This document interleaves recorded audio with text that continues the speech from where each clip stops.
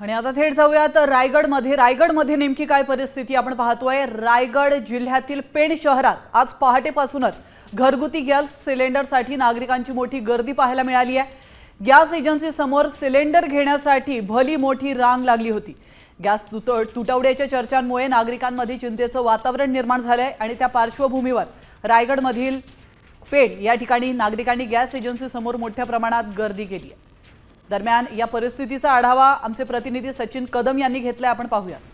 आखाती प्रदेशामध्ये युद्ध सुरू असल्यानंतर आपल्याला पाहिलं तर संपूर्ण देशभरामध्ये इंधन तुटवडा होण्याची भीती निर्माण झालेली आहे आणि याच पार्श्वभूमीवरती शासनाने व्यावसायिक सिलेंडर आहेत ते बंद केलेले आहेत।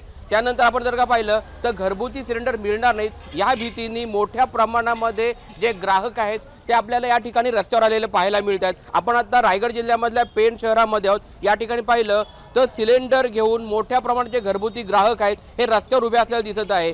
काल देखील हीच परिस्थिती आणि आज देखील हीच परिस्थिती आहे। मोठ्या प्रमाणामध्ये सिलेंडर घेऊन लोक या ठिकाणी येत आहे। शासनामार्फत आवाहन करण्यात आलं आहे की कोणत्याही प्रकारे सिलेंडरची कमतरता भासणार नाही, तरी देखील भविष्यात सिलेंडर मिळेल नाही मिळेल या भीतीने ग्राहक आजच आपला जो साठा आहे तो घरी नेऊन ठेवण्याचा प्रयत्न करतायत। भविष्यामध्ये जर का आपण पाहिलं तर मोठ्या प्रमाणात सिलेंडरचा तुटवडा पडला तर यानंतर होणार काय या भीतीने ग्राहक आपल्या रस्त्यावर आलेले पाहायला मिळत आहेत। सचिन कदम, साम टीव्ही, रायगड।